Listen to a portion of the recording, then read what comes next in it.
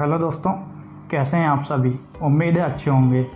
हम अपने भूगोल विषय को पढ़ रहे हैं। पिछली 2 कक्षाएं हो चुकी हैं जिसमें हमने अलग अलग चीज़ों को जाना। आज की कक्षा में कुछ और जानेंगे। पिछली कक्षा में हमने अपने सौरमंडल के सदस्यों को पढ़ना चालू किया था, जिसमें हमने पहले सदस्य सूर्य के बारे में पढ़ चुके थे।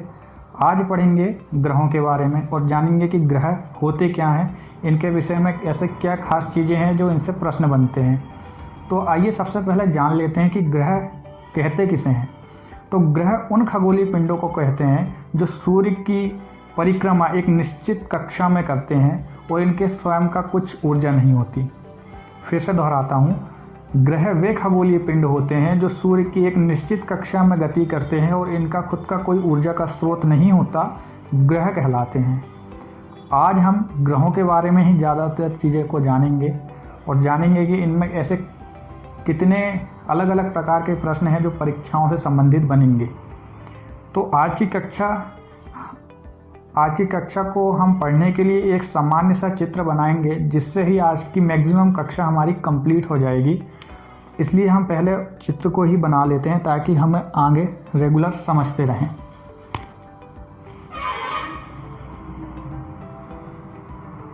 सूर्य। पिछली कक्षा में हमने सूर्य के बारे में पढ़ चुका है। सूर्य की स्थिति क्या है, आकार क्या है, त्रिज्या क्या है, इसकी ऊर्जा का स्रोत क्या है, ये सभी चीज़ों को हम पिछली कक्षा में जान चुके हैं। बुध की कक्षा, शुक्र की कक्षा, पृथ्वी, मंगल, बृहस्पति, शनि, अरुण, वरुण।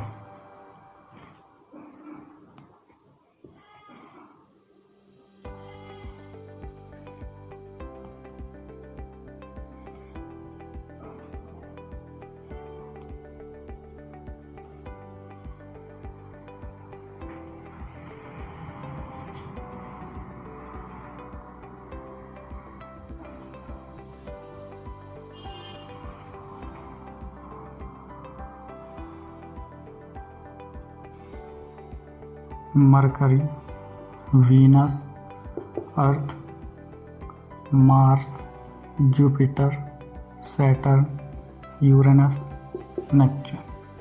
हिंदी में भी लिख लेते हैं। बुध, शुक्र, पृथ्वी, मंगल, बृहस्पति, शनि, अरुण, वरुण। तो हमारे जो ग्रहों की संख्या है वो है 8। पहले 9 थी, एक कहाँ चला गया वो आगे आपको मैं बताऊंगा। तो ये हमारे 8 ग्रह हैं और ग्रह की परिभाषा मैंने बताया कि वे खगोलीय पिंड जो सूर्य की एक निश्चित कक्षा, ये अपनी अपनी कक्षाओं में गति करते हैं।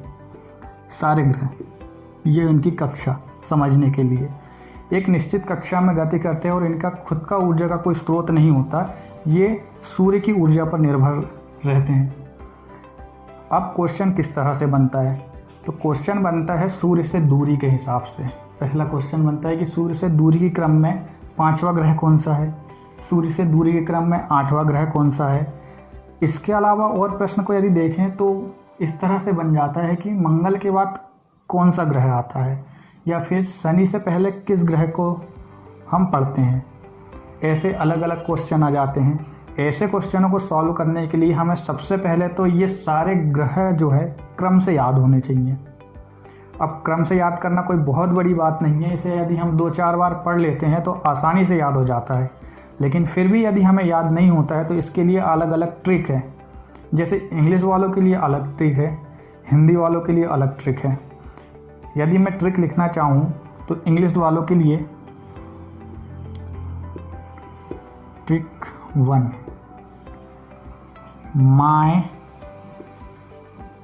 Very educated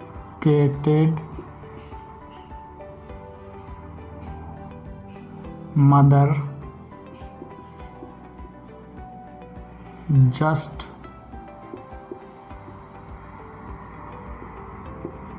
short US 9। ये हो गया इंग्लिश माध्यम के लोगों के लिए शॉर्ट ट्रिक।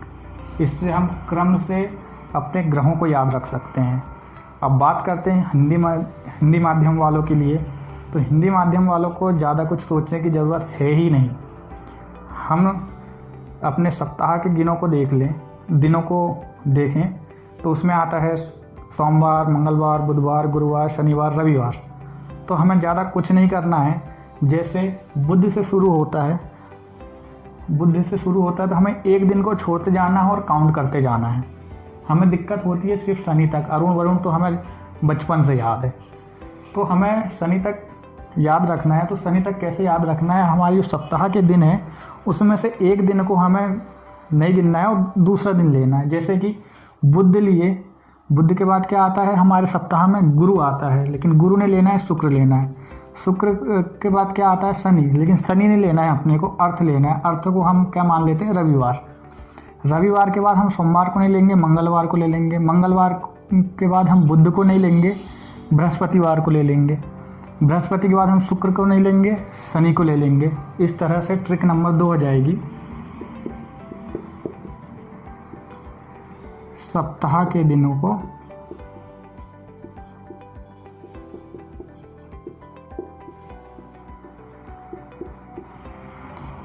एक दिन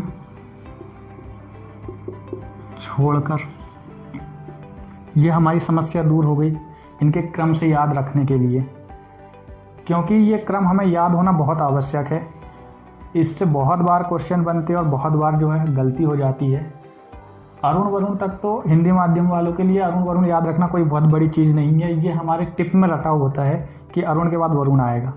लेकिन इंग्लिश वाले भी देख लें, इंग्लिश वालों के लिए ये ट्रिक है। हिंदी वालों के लिए हमें क्या करना है? अपने सप्ताह के कैलेंडर को एक दिन को छोड़ के अपने ग्रहों के नाम ले लेना है। इसके बाद आगे देखते हैं कि ग्रहों की क्या प्रकृति है।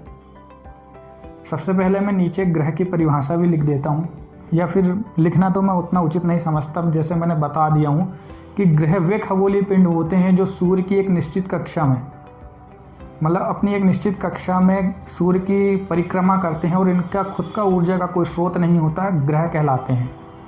इसके बाद हम देखते हैं ग्रह में ऐसी क्या क्या अलग अलग चीज़ें हैं जो इन्हें एक दूसरे से अलग बनाती हैं। सामान्य रूप से यदि हम देखें तो सारे ग्रह जो है सूर्य की जो परिक्रमा है पश्चिम से पूर्व की ओर करते हैं।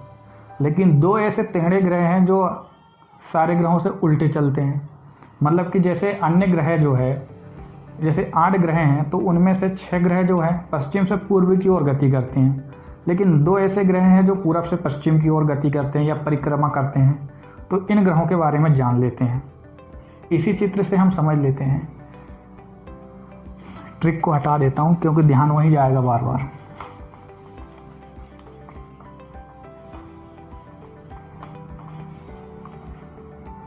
तो इनकी प्रश्न पूछते हैं कि कौन सा ग्रह जो है पश्चिम से पूर्व की ओर गति करता है या पूर्व से पश्चिम की ओर कौन सा ग्रह गति करता है। तो हमें ये पता होना चाहिए। तो ये जो है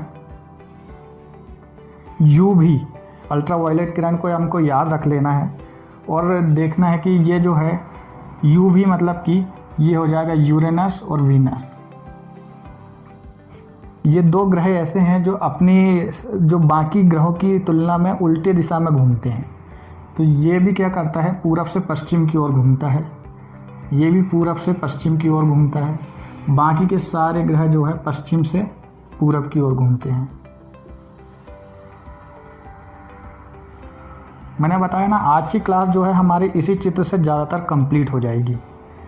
तो हमें याद रखने के लिए क्या करना है कि 6 ग्रह जो हैं पश्चिम से पूर्व की ओर चलते हैं और 2 ग्रह जो हैं पूर्व से पश्चिम की ओर। इन ग्रहों को याद रखने के लिए हम अल्ट्रावायलेट किरणों को याद रख लेते हैं। अल्ट्रावायलेट मतलब U से आ जाएगा यूरेनस, V से आ जाएगा वीनस। यूरेनस मतलब हो जाएगा अरुण, वीनस मतलब शुक्र। ये याद रखने के लिए। इसके बाद यदि हम आगे बात कर रहे हैं, मैं बता रहा था कि प्लूटो को हम क्यों नहीं ले रहे हैं। तो प्लूटो ऐसा व्यवहार नहीं कर रहा था जिससे हम इसे ग्रह की श्रेणी में रखें। ग्रह की क्या क्वालिटी होती है कि उसकी एक निश्चित कक्षा होती है, खुद का कोई ऊर्जा का स्रोत नहीं होता है। तो जो प्लूटो जो है ऐसी हरकत नहीं कर रहा था, वो कुछ अलग ही हरकत कर रहा था। वो क्या कर रहा था कि कुछ दिनों तक या कुछ सालों तक अपनी कक्षा में गति कर रहा था, लेकिन फिर वो दूसरे ग्रह की कक्षा में आ जाया करता था या फिर अपनी कक्षा से हट जाता था। तो इसलिए अंतर्राष्ट्रीय खगोल संघ ने 2006 में प्लूटो को ग्रह की श्रेणी से हटा दिया। अब प्लूटो की बात करें तो प्लूटो की खोज कब हुई थी? प्लूटो की खोज हुई थी 1930 में, और क्लाइडेस थॉम्बोस नामक वैज्ञानिक ने इसकी खोज की थी। ये हो गया हमारा प्लूटो ख़त्म। इसके बाद आगे बढ़ते हैं तो इसके बाद जो क्वेश्चन बनता है ग्रहों से संबंधित, वो ये बनता है कि आंतरिक ग्रह क्या है या पार्थिव ग्रह क्या है, या फिर बनता है प्रश्न कि बाहरी ग्रह क्या है, जोवियन ग्रह क्या है। ऐसे प्रश्न बनते हैं। तो इसी चित्र के माध्यम से हम इस प्रश्न को भी समझ लेंगे।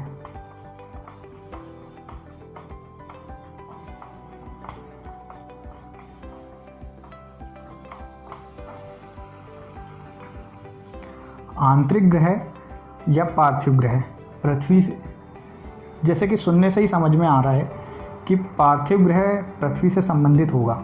अब पृथ्वी कैसी होती है भाई? पृथ्वी होती है ठोस, मतलब कि पार्थिव ग्रह वे ग्रह आएंगे जिनका आकृति या प्रकृति जो है पृथ्वी के समान ठोस है। तो ठोस की यदि बात करें तो बुध से लेके मंगल तक, मार्कर भी नहीं चल रहा है अपना, ठीक है कोई बात नहीं।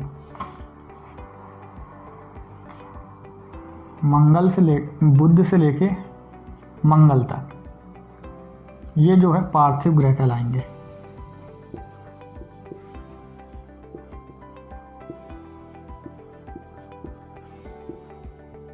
या आंतरिक ग्रह।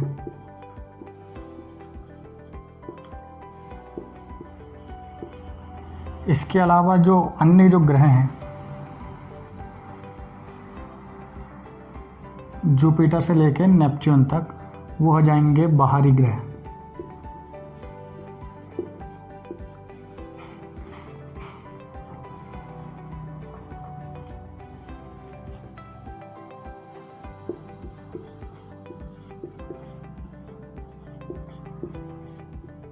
बाहरी ग्रह या फिर गैसीय ग्रह भी बोलते हैं इन्हें, या फिर जोवियन ग्रह।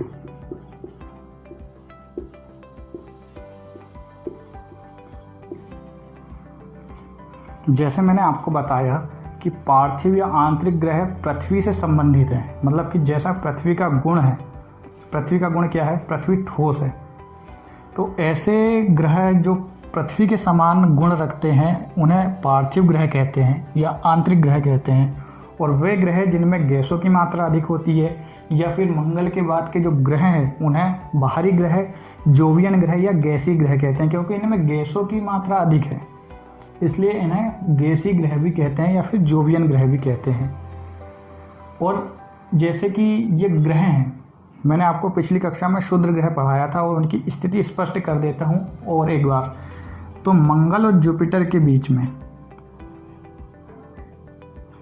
मार्स और जुपिटर के बीच में लगभग 40,000 की संख्या में क्षुद्र ग्रह पाए जाते हैं। ये हो गया क्षुद्र ग्रह। लिखने की जरूरत है या नहीं? शॉर्ट में लिख देता हूं, पार्थिव ग्रह।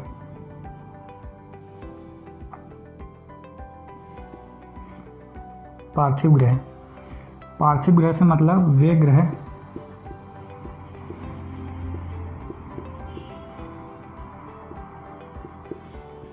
जिनकी प्रकृति पृथ्वी के समान है।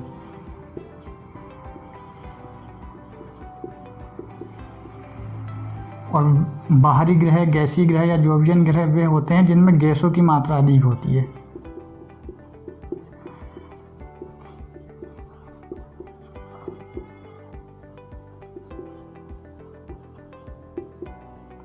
गैसों की मात्रा अधिक होती है। अब यहाँ से भी प्रश्न पूछ लेता है। प्रश्न कैसे पूछता है? जैसे मैंने आपको प्रारंभ में क्वेश्चन का तरीका बताया था कि क्वेश्चन कैसे पूछेगा कि सूर्य से दूरी के क्रम में पूछ लेगा। लेकिन यही प्रश्न यदि घुमा कर पूछ लिया भाई कि ठीक है तुम्हें दूरी के क्रम में तो पता है, अब बताओ कि आकार के क्रम में कौन सा ग्रह किसके बाद आता है। या फिर पूछ लेगा कि पार्थिव ग्रह में सबसे बड़ा ग्रह कौन सा है। या फिर पूछ लेगा कि जोवियन ग्रह में सबसे बड़ा ग्रह कौन सा है। या फिर पूछ लेगा कि जोवियन ग्रह में दूसरा बड़ा ग्रह कौन सा है। या फिर पूछ लेगा कि जोवियन ग्रह में सबसे छोटा ग्रह कौन सा है। तो इसके लिए भी हमें इनके आकार के माध्यम से हमें इसको याद रखना पड़ेगा, आकार की दृष्टि से। तो उसके लिए भी एक तरीका है, इसे हम मिटा देते हैं।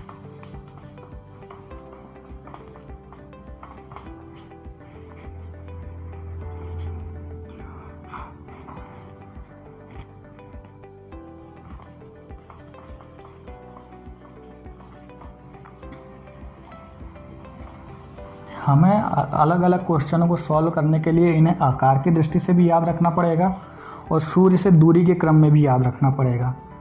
तो पहले तो इससे फिर से लिख लेते हैं ताकि भूले ना।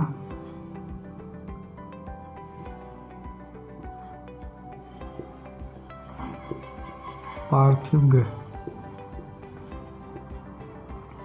तो ये जो है जोवियन या गैसीय ग्रह।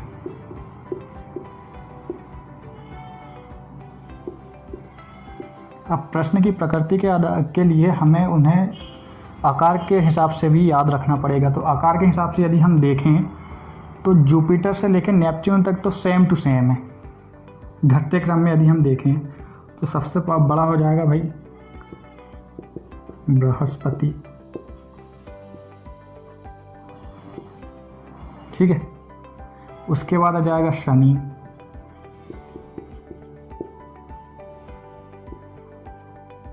फिर आ जाएगा अरुण,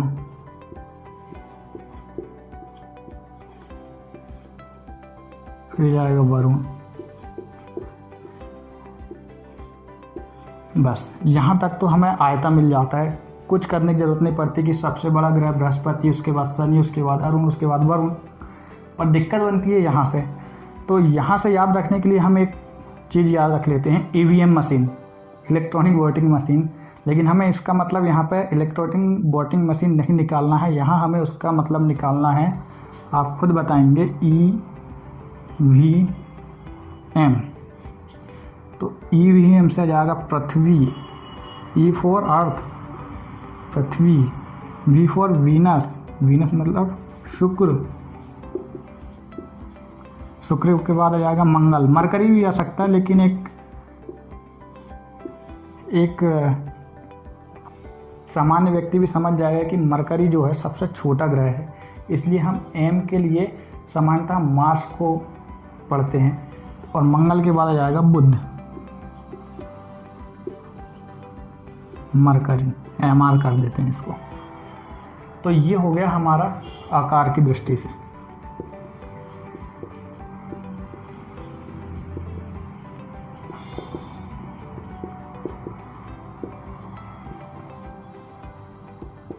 आकार की दृष्टि से बृहस्पति, शनि, अरुण, वरुण, पृथ्वी, शुक्र, मंगल, बुध। प्रश्न बनता है कि हमारी पृथ्वी का आकार हमारे 8 ग्रहों में कौन से नंबर में आता है? तो उत्तर होगा 5वें नंबर में। प्रश्न यदि आता है कि आकार की दृष्टि से सबसे बड़ा ग्रह कौन सा है, तो आंसर हो जाएगा बृहस्पति। यदि क्वेश्चन आता है कि आकार की दृष्टि से सबसे छोटा ग्रह कौन सा है, तो आंसर हो जाएगा मरकरी। इस हिसाब से हमारे अलग अलग क्वेश्चन बनते हैं। और यदि इसके आगे यदि हम जानें तो ग्रहों से संबंधित जो क्वेश्चन बन सकते हैं, आकार से लेके, क्रम से लेकर, इनकी स्थिति से लेके कि कौन सा ग्रह किस ओर गति करता है, कौन सा मतलब इनकी दिशा से लेके, दिशा से संबंधित, ग्रहों से संबंधित जो प्रश्न बन सकते थे वो मैं आपको बता दिया हूँ। इसके बाद हम अलग अलग ग्रहों को लेके पढ़ते हैं। इसी क्रम में हम सबसे पहले जो ग्रह हमें दिखता है वो है मरकरी। तो मरकरी ग्रह को हम पढ़ते हैं। तो मरकरी ग्रह के बारे में हम सामान्य तथ्यों को जानेंगे, ज़्यादा समझने की इसमें कुछ है नहीं। सबसे पहला जो ग्रह आ जाएगा वो है बुध।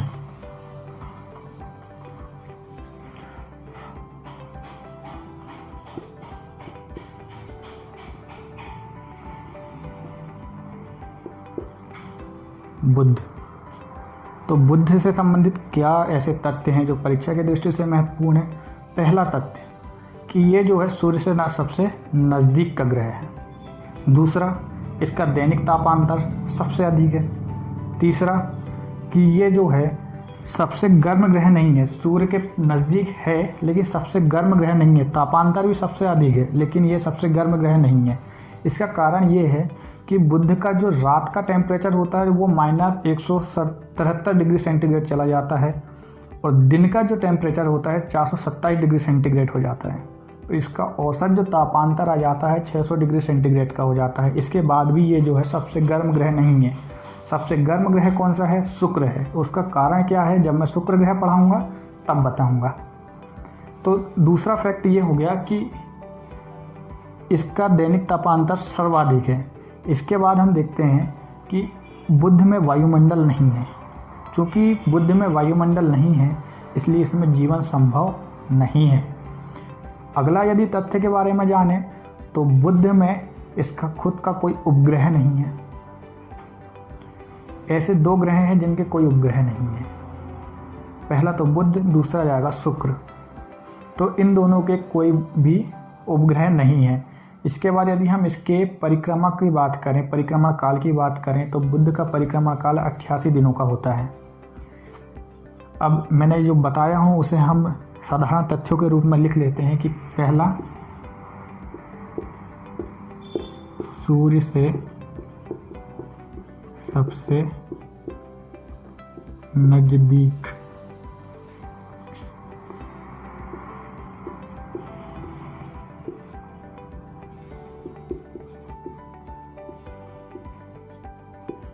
दूसरा जाएगा सर्वाधिक तापांतर। यहाँ पे लिख लेते हैं दिन के समय इसका ताप कितना होता है 427 डिग्री सेंटीग्रेड और रात में -173 डिग्री सेंटीग्रेड। तो इसका औसत तापांतर क्या हो जाएगा 600 डिग्री सेंटीग्रेड। 600 नहीं दिख रहा है, कोई बात नहीं। सर्वाधिक तापांतर कितना हो जाएगा इसका तापांतर 600 डिग्री सेंटीग्रेड। तीसरा तथ्य बनता है कि इसमें वायुमंडल अनुपस्थित है।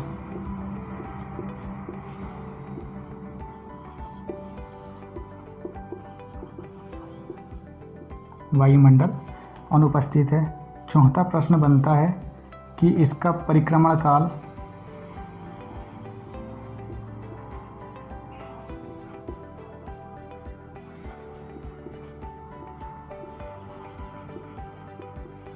अट्ठासी दिन का है।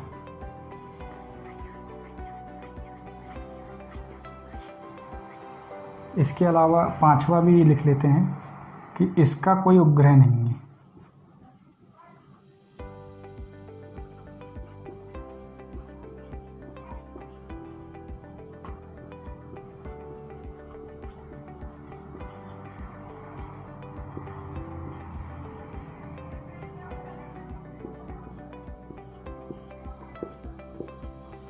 बुध। तो बुध के बारे में सामान्य जो तथ्य हैं वो इस प्रकार है, आप नोट कर सकते हैं।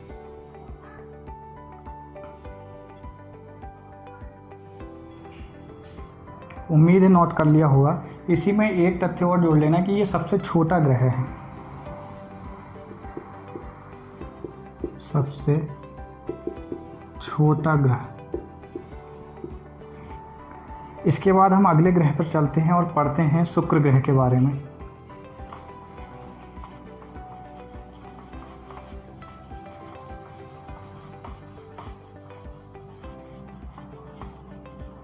शुक्र ग्रह जो नाम है वीनस, वो ग्रीक देवता के नाम पर रखा गया है। और ग्रीक देवता को क्या कहा जाता था? सुंदरता का देवता।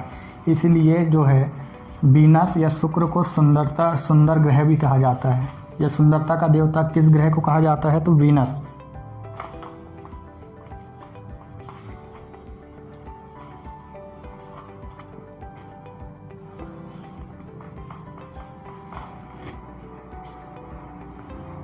शुक्र ग्रह के बारे में हम पढ़ रहे हैं।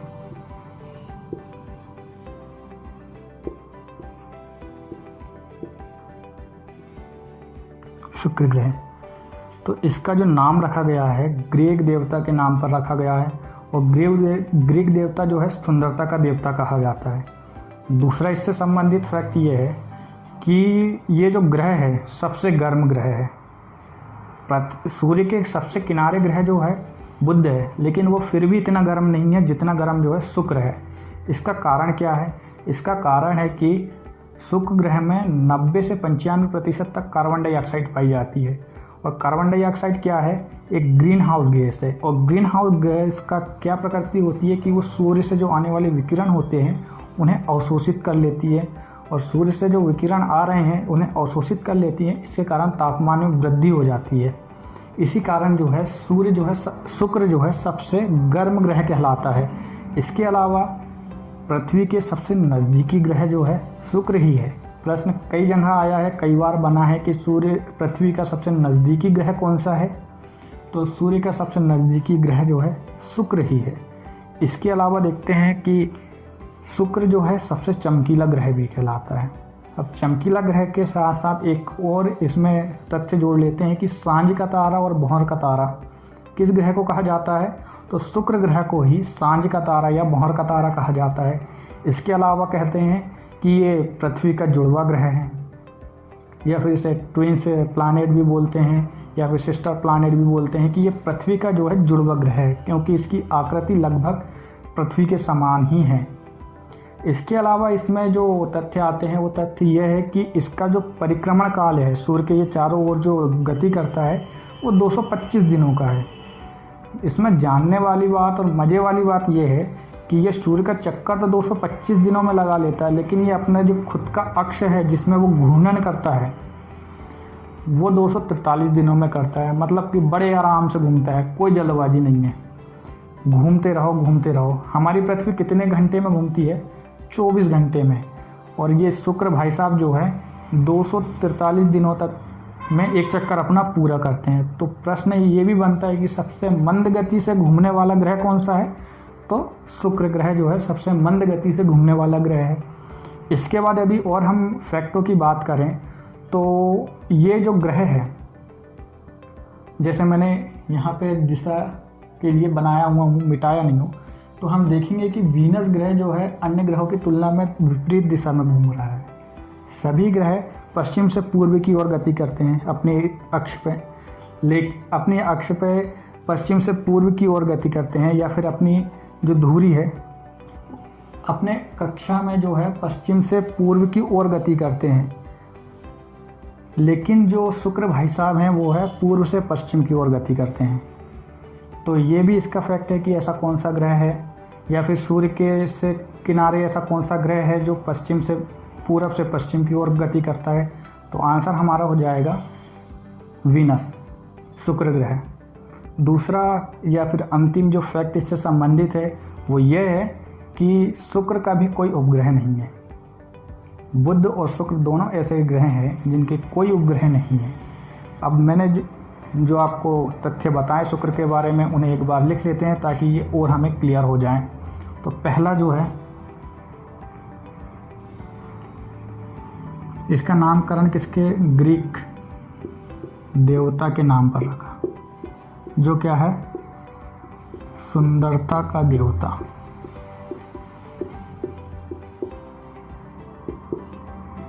दूसरा आ जाएगा पृथ्वी के सबसे नज़दीक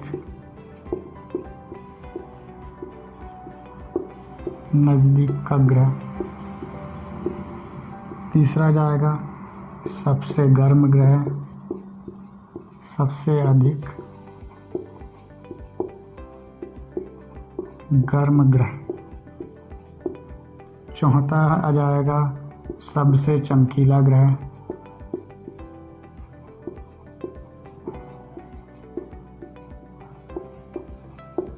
पांचवा आ जाएगा सांझ का तारा या भौर का तारा किसे कहा जाता है? शुक्र को। छठवा आ जाएगा जुड़वा ग्रह, पृथ्वी के समान।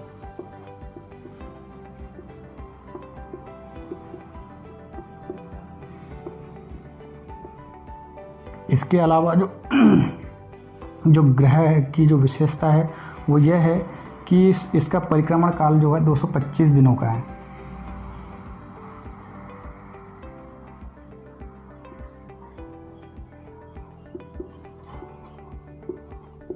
परिक्रमण 225 दिनों में करता है और अपने अक्ष के में जो घूर्णन करता है 243 दिनों में करता है। इसी के साथ बन जाएगा कि सबसे धीमी गति से घूमने वाला ग्रह कौन सा है? तो शुक्र ग्रह ऐसा है जो सबसे धीमी गति से घूमता है। इसके अलावा हम देखते हैं कि ये जो ग्रह है पश्चिम से पूर्व की ओर घूमता है, पूर्व से पश्चिम की ओर घूमता है। 7वां नंबर, पूर्व से पश्चिम की ओर गति करने वाला।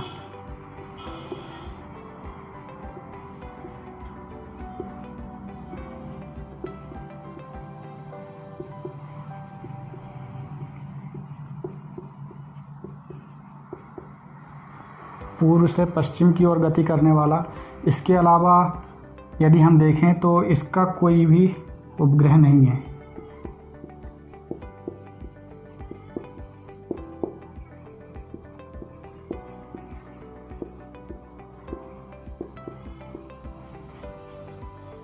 इसका कोई भी उपग्रह नहीं है।